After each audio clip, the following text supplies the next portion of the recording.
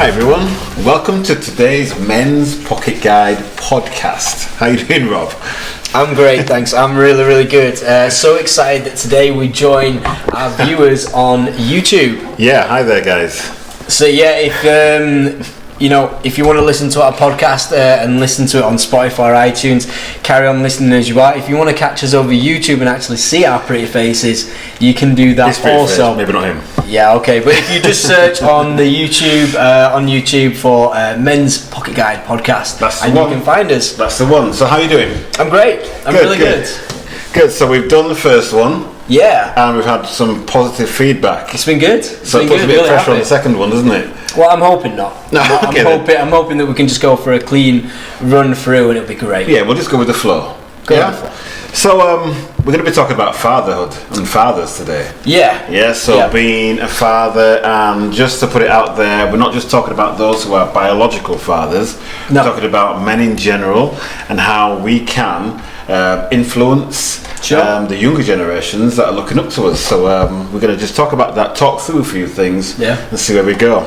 Yeah, totally. So first of all, what is a father to you? To me. To you, yeah. Okay, I think fatherhood is a choice. I know there's so much linked to the fact of that as a father is because you have that biological link to a child, to a young person. But I really think, and my journey in particular over the years of being a father, I have 3 boys, is that being a father is a choice. Yes, it is. You decide whether you are or you aren't. Yes, my kids are biologically linked to me, but I choose to be their father. Yeah, good. And I'm like you, but I have a teenage daughter, so I think I earn more points than you right now. Yeah, I mean, you can go for that if you want. I definitely think you've got the harder job. Definitely.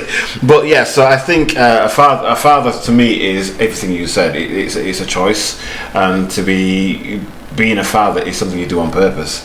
Yeah. It doesn't just happen. You have to work at it. Well, hopefully it doesn't just. I'm sure there's some people listening out there where it did just happen, but Yeah, let's move on from there. Okay, fair enough. So I think a father should be more of a guide, or somebody who's an encourager.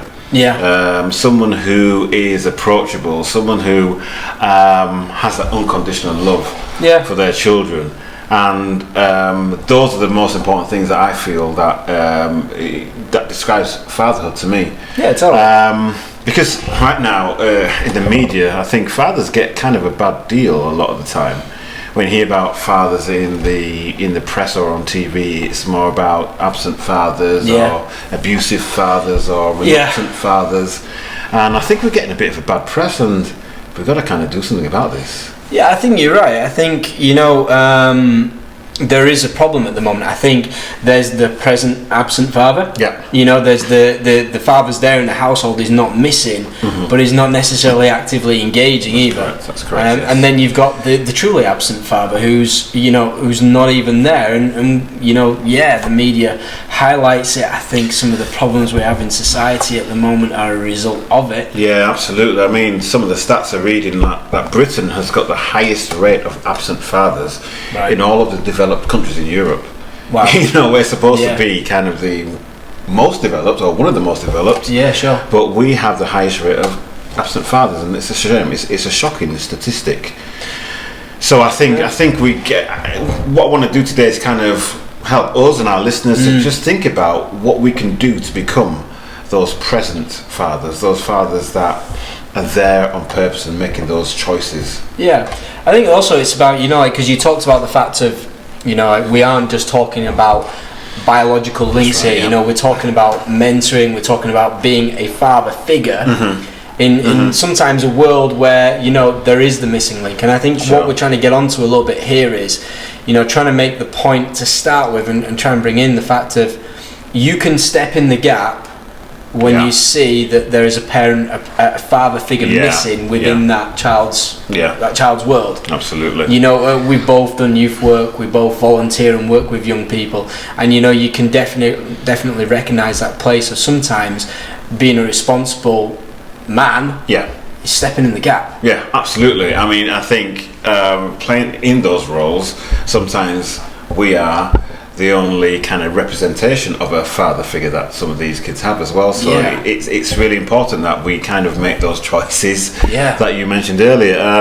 Before we go any further, though, we must give a shout out to the mothers. Yeah, okay, because they are fairly important, they're quite important. No doubt about it. I mean, in all fairness, like, without my wife in our family, the natural mother instinct that she has, love and care and attention that she brings to our household, I need that. Sometimes. Absolutely, because I often make mistakes and forget things, but the wife, sometimes, just sometimes. But the wife, the mother, she just cracks it all. I mean, birthday times and all those kind of things that I just lose out on, but she's there all the time. Or let's just go for the little things, pack lunches, Absolutely, absolutely. But again, the stats say that 92% of single parents are women in Britain. Really? Yeah, wow. 92%. So, and the other 8%, obviously men, but that's usually with children who are out of their formative years, who are choosing, after they've left school, to live with their father. So throughout the years where the brain is developing and attitudes are developing and all those things are happening, when children in their formative years, they're with their mothers. Right. So again, just applaud the mothers for the great job that they do. Yeah, they do. Yeah, so doff our caps. Yeah. Yeah. But we've got to kind of address fathers, us guys, and what we can do to address this imbalance at the moment. Yeah. All right. So come on now. I got a great friend of mine. Yeah. Who is going through just a rough time. He's presently married to his wife, obviously, and he's got 2 children. Okay. But from his previous marriage, he had 2 children as well, so he's got 4 children altogether. Yeah. And for the first few years of their marriage, all 4 children got on really well with his new wife and himself. And I always used to admire him because he used to take his family out for days, and my daughter would be saying, "Dad, why don't you do that for me?" Yeah, okay. But he was just a great father, and it just so happened that along the way, his relationship with his ex-wife kind of deteriorated. Yeah. And this kind of had a massive impact on the kids. From his first marriage, and it came to the point where they didn't want to speak to him anymore. They didn't want to see him anymore, and he went through the courts, and it's just gone through so many different court cases and even into the schools, and all the way through this, my friend has always tried to be a father to these kids. He's never once got angry in front of them. He's never given up. He's just been there. So even though he's at the start of being an absent father, he's still actively trying to have that positive, purposeful role in their lives. So I'm just thinking about the fathers that are out there right now, because some of us might not have a choice of being in the house. Might not, there's things that happen, relationships break down and different things happen, but just if you are not able to be there physically, there's still things that we can do to make sure that we are trying to be those fathers and making those right choices. Let's not take away. There are some fathers who aren't in the family for good reason. Absolutely. And we don't want to try and make some sort of political point here to say that every father should be there. There are times when definitely the father should not be there because certain things can happen, and obviously that's for good reason. But I think you're absolutely right that as men, I often say men need a fight. And I don't mean that they need a physical fist fight. I mean that they just need to grip onto something. We need to learn how to fight for something really healthfully. We need to do it in a way which is as a good role model. And what that story points out to me is that there's a guy out there amongst many guys who are fighting in the right way. Not turning it into some sort of argument and falling out and this and that and who has what and this, but it's just I'm just going to express my love, and that's the way I'm going to show it, and that's so good. That's exactly what he does, and I just applaud him for that, because some of the things that have happened obviously have made him really angry. He can't even go into the school anymore, so he always says, I've got to do this right, because even though my kids might not be able to see it right now, what I'm doing, they will one day, and they will know that I love them. I've loved them through all of this, and I've never lost that desire to be in their lives. And I think that's a great thing. So that's something that I took away, because I'm not in that situation, but it just galvanised my desire to be more proactive with my daughter and the kids around me, to just be there on purpose no matter what. Yeah, and you know, like kids can be resistant on many levels. Yeah. You know, I know when we talk about standing in the gap, you know, there are young people who have been hurt, who have been, you know, been damaged by, you know, like by what's happened in their background. Yeah. And you know, there will be that resistance sometimes, but it's our job to be the adult, and it's our job to keep stepping in and standing in there. Right. And hurt's going to come along. Yeah. But we've got to be resistant to it to keep doing what is right. That's absolutely right, and it's about relationship, isn't it? Yeah. It's so important, because thinking back to the traditional model of a father in a family, the father would go out and he would work and he would provide for the family, while the mother would be at home looking after the house and the kids and just making sure that everything's ticking over there, and the kids' default would be to go to mum for things. Right. And there'd be kind of a lack of relationship between father and children, because they're set in that role. And I think it's important that we as men kind of try to look outside of that and try to dig deeper into being present and have those relationships with our kids. Yeah, totally. You know, it's got to be that case where we're not just leaving that part to the mum. And you know, like I said, mums are great at this part. And sorry, I'm hopefully not being stereotypical by that remark. But what I'm saying is, I think, you know, definitely from what I see in my family is that, you know, there is a natural kind of flow and relationship that my wife brings as a mum, where she just opens up conversation and the kids respond to that. And I think, you know, like I tend to be a bit more of a doer. But you know, I have to keep reminding myself sometimes just to put it down. Yeah. The kids would rather have that relationship with me, that conversation with me, than me necessarily doing jobs for them. You know? Yeah, I think it's how we're wired, isn't it? Sometimes we're wired to be doers, like you say. I will do that. And we kind of avoid the deep moments and the important chat. There are some deep moments. Deep moments. Trust me, I've got a 15-year-old. There are some deep moments where we tend to kind of leave that to mum. But I think it's important for boys and for girls that they get their father's perspective on things in life. Especially for boys, because they are definitely looking up to their fathers. Whether it's a good example or not, they are still looking and watching and observing and taking on board what's going on. One thing that I remember from my dad as I was growing up, I just admired it so much, and he's never known this, but he used to always, every single morning, he'd get up quite early and spend an hour in the front room, just him and God, because he was a pastor. Right, okay. And I was brought up in a Christian home. Yeah, God bless you. Thank you very much. And he would always spend time in the Bible and just praying. And I'd always think, how do you do that? You know, how do you do that? And because of him doing that, I've tried to do that myself, and I it's important to me because it was important to him that I spend some time in the morning, first thing before I do anything else, just me and God. And the point I'm trying to bring out of that is that we as men, we do things that we feel like it's important to us, and we think that nobody's watching and it's not that important, but it is. Because my dad never did that just to be an example to me. He did it because it was something that he wanted to do.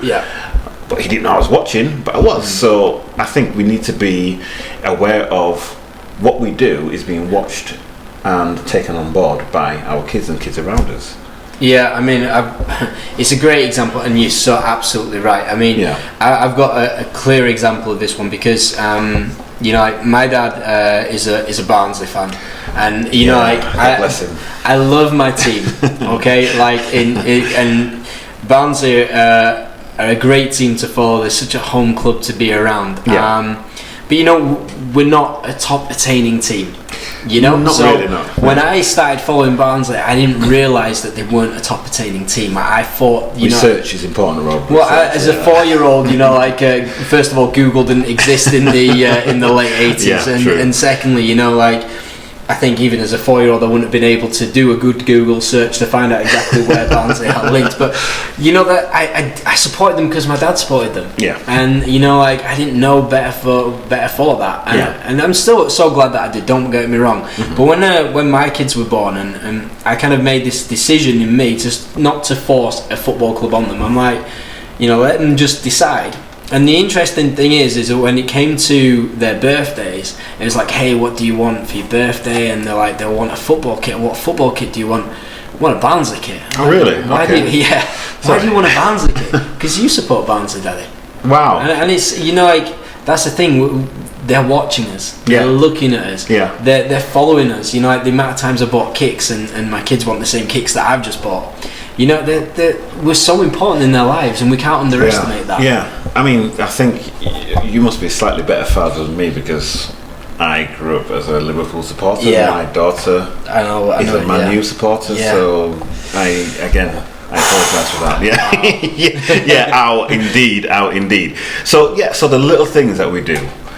The big things that we do, all the things that we do are so important because little eyes, young eyes are watching us and taking on board the things that we do. So we need to be purposeful about the decisions that we make and the things that we do. I'm not saying that we have to be super perfect, but just be aware of the fact that our young ones and the young ones around us are watching. And we have such an important role as men. For boys especially, I mean the studies say that boys who have had a good input, a healthy input from their father or male role model, they are likely to be more successful as they grow up. They're more social aware, and they go into business more likely to go into business, and they just become more rounded. That's not just to say that men alone do that, but it's just that balance between you know, the nurturing side and the doing side. Yeah, sure. You know, and all that mixed together makes for a better young person. Yeah, I mean, if I may, a more rounded young person, so to say. If I may, you know, like making a link to our previous podcast, which if you haven't listened to yet, we totally recommend that would be a good idea. Have a listen to that one as well. But we talked a lot about, you know, like our mental health, and you know, like the more that we are an example of being able to talk, do relationship, share. Come on, you can do that. You can do it, yeah. It's a big one. But the more we can do that, the more we're being an example to set a healthier generation to come. Yeah. And you know, like I said, you know, like that responsibility of standing in the gap. You know, like that father figure might be missing within that child's life, but you can stand in the gap and still do that. Yeah. You can still be that healthy role model around them, example behaviour in front of them. It influences them in positive ways. Yeah, you know? Absolutely. And it's another, I'm sorry, I'm coming out with lots of stats here, but another stat is that men who are living at home, fathers who are living at home with the kids, on average spend about 10 minutes or less than 10 minutes a day with their actual children in quality conversation. Right. And within those 10 minutes, there's not much active listening going on. Right. You know, so even the conversations that we have with our kids, let's just do it on purpose. Yeah. With a desire to actually listen and hear what they've got to say. Sure. And take on board, ask questions, you know. And those things are so important because that builds that relationship. That builds that, you know, comfort to be together, that, you know, we're not distant from our kids. So it kind of goes against how traditional men are. Oh, this is my role, that's her role, but come on guys, we've got to step, it's 2020. Yes it is. We got to step out and, you know, just be real men. Sure. You know? I love that. Yeah. So the main points that I want to bring out that I really want us to kind of take on board is firstly, we need to be positive role models. There are so many role models out there these days, and they're not all positive. No. And again, especially in the formative years, children tend to look to their parents as those role models, and they copy and duplicate and replicate what we do. But then as they get older, they tend to look outwards, come to their teenage years, they look out to their friends and TV stars, sports people for their role models. So we have got to be so present, and so aware of what's going on. Yeah, so true. I mean, it's almost like that decision between, am I going to let social media be my kid's parent, am I going to be their parent? Yeah, that's it. Which influence do I want? Do I want the one where I can, push them off in the right path, or am I just leaving it as an open ground for them to decide? Yeah, and that's a tricky one, because there is, from experience myself, there is a kind of reluctance for parents to be involved in that social media life. Yeah. This is mine. This is my private account. But I think we need to kind of again look at ways that we can get involved. Yeah. Look at ways that we can kind of manage that. Yeah. So it doesn't take over their lives. And a way of doing that is being present on purpose. Doing things on purpose that you plan out to do with your kids. Yeah. You can be in a room with your child for an hour, 2 hours. Yeah. They could be on their phone. You could be watching TV. That's not being present, really, is it? No, it's not. No, there's no relationship there. There's no influence there, and this. I love this idea of mentoring. I love the fact of working with kids. I have a passion for that, and at the same time, it's you can be present within a young person's life, but still not really form that relationship. It can be so superficial. That's right. And we've got to get beyond the superficial, and we've got to be able to talk. Yeah, I love the fact of making links with young people and talking about sport and all that type of stuff. But really being, like you say, purposeful in what you're doing. I mean, it brings. If you guys can YouTube a show that I used to watch every Friday when I was growing up, and you calm down. You need to listen to this, right? So, and it was a show that I watched, and even in my teenage years, I used to think I want to be a father like that. Yeah. So it was called The Cosby Show. Oh gosh. Right. And I know Bill Cosby's got a bit of a bad press at the moment, but his character in the show was fantastic.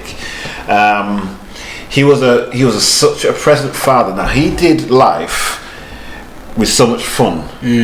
So even when he was tackling difficult situations, difficult circumstances that were going on, he would use, because he had that foundation of being open and laughing about things, having a bit of fun, they could tackle any issue. I know it was a TV show, but my gosh, that impacted on me so much. I just wanted to be like Bill Cosby's character. I'm sure if you ask my wife and my daughter, they will probably say I am. I mean, just to put this in perspective for you, I used to watch the A-Team as a kid now, and I wanted to be Murdoch, Okay. So just so we're kind of different levels. Different levels. I was a deep thinker. But just to have that that atmosphere as a family, that it's relaxed. And it's open and it's safe. And that is so important, that our kids feel safe, that they can just open up and talk. Otherwise they're going to hide, right? I mean, we have this kind of rule that we've kind of started living by, which is we're not going to be the over-the-top parent. And I mean in both ways, because it's quite easy to say, I see what you mean, Rob, in terms of not being the shouty parent. Of course we don't want to be that, but we don't also want to over-magnify or over-celebrate successes either, and the reason that we do that is because we want to create an open ground for our kids to talk. We don't want them to be embarrassed because we're the parents shouting from the sidelines, come on, you can do it, we want to be the ones where it's like everything's within measure, and it hopefully just leaves that open ground for our kids not to be embarrassed to us or scared of us to talk about what they need to talk about. That is such a good point. Especially the positive praise thing. That's such a good point, because sometimes we can go over the top, can't we? We can, just to overcompensate for something. So I mean, my daughter plays football, and she's a great footballer, and when she scores a goal, now I keep my mouth shut. Okay. But when she used to score a goal, I was like, whoa, go Jazz, whoa, like a cheerleader on the touchline, and she'd throw a scowling look at me. Yeah. Like, shut up, Dad. Right, you know, and that kind of, she went within herself a little bit. Yeah. And she was a bit nervous about scoring, and then looking over and thinking, what's going to happen now? Sure. You know, and it affected her play. So we had a little talk. Well, she told me, to be honest. Yeah. Don't do that anymore. So I think it's so true. We got to have a balance there. Yeah. And not to overreact, because our kids will kind of react according to our reactions. Yeah. And if we are shocked or over the top angry or not bothered or whatever it is, that extreme reaction, they will react to that, and it will influence how they communicate with us in the future. Yeah. So I think that's so true, and that goes on to the next thing that I want is about being approachable. Yeah. We as guys need to be approachable. Yeah. So we need to get, some of us need to get in touch with our feminine sides maybe, and just go easy, and let's hug on them. Let's not overreact, as we were saying before. Yeah. Let's just be approachable so they feel comfortable talking to us. Yeah. I mean, you got to think of it, I guess, in this way. Do we want the young people around us to be scared by our influence, or feel, you know, there's two ways of looking at it. You know, I always felt particularly like we both have a teaching background. I've stepped out of teaching now, but I always used to think of it in a way of, do I want the kids to do something and follow my instruction because they're scared of me, or do I want them to follow my instruction because actually it means something to them? Yeah, that's it. You know, like my response to them means something. So what I did is I toned down the forceful instruction and instead worked a lot on the relationship, which is, it's harder and it's more time consuming. Yes, it is. Yes, and it has little tricks here or there. It's difficult, but ultimately, you know, like what I found within the teaching setting was that was more successful. In the home setting, it's more successful. Absolutely, because I mean, I can go with my daughter. For her to be able to come to me and talk to me about things, sometimes about boys, find it hard, but we do it, right? We talk about those things, and she feels comfortable talking to me. I'd prefer her to come to me rather than to go to somebody, her friends who haven't got the experience or wherever she wants to go. So it's so important that we kind of open those avenues where they feel that we are approachable. Yeah, that's good. And I think the final thing is that unconditional love. I think that covers everything. That unconditional love. Now, when I say unconditional love, I mean a love that doesn't stop.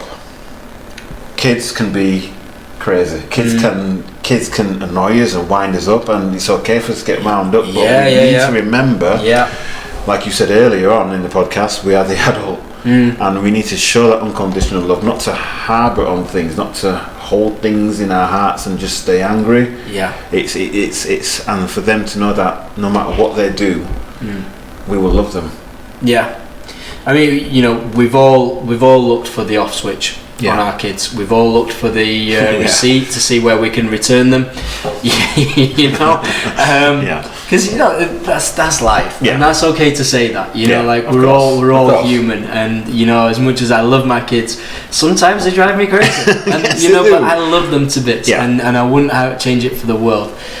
But you know, like you said, don't put a measure on the love that you bring them. Don't make, you know, around their behaviour or the things that they do about whether you will love them or not. You know, we made a decision to parent. That's right. You know, as soon as that 9 months started, and they were on their way, we made an active decision to parent, and there's no going back. No, there isn't. You know, it really breaks my heart sometimes, because I've been in conversations where parents are just like, you know, I want them to move out now. I've had enough of them. I can't deal with them anymore. And you know, like, we take the rough with the smooth. Kids are going to have their problems, are going to have their troubles. They're going to be good times, going to be bad times. There isn't a receipt. No, there is no buyback policy. No. They are there with us for life, and that is what unconditional love is. I'm gonna love them no matter what happens. And for them to know that, for them to understand that, that's an amazing thing. So I mean, those are the main points that I wanted to bring out today. Yeah, so I love that. So it's, I mean, the 4 points again, a role model. We've got to, as men, we've got to be role models. We've got to look after how we are, the decisions that we make. We've got to make sure that they're right. Sure. We've got to be present on purpose. Don't just sit there next to them or in the same room. Talk. Yeah. Talk, laugh, So good. joke, play games. Board games are fantastic. Yeah. We need to be approachable. Yeah. Yeah, they can come and talk to us, and then that unconditional love. Yeah. Those are the things that are really important here. Yeah. So, guys, we need to kind of let's step it up. Yeah. I mean, it is a pocket guide. Yes. You know, it is. It's just we're just trying to be simple. We're trying to be real. We are as much in the working and in the process as anyone else out there. We just want to share what we found along the journey. So we hope you've enjoyed listening to today's Pocket Guide podcast. Yep, and I hope you enjoyed seeing us as well on the YouTube. Yeah, I mean, you'll all realise that I am far better looking than Rich. He is. Tune in next time. We're going to be talking about the balance of life, how to balance up success, how to balance up being the best that you can be. Fantastic, sounds tune awesome. in next month. Okay, take care. Take care, guys. Bye. Peace.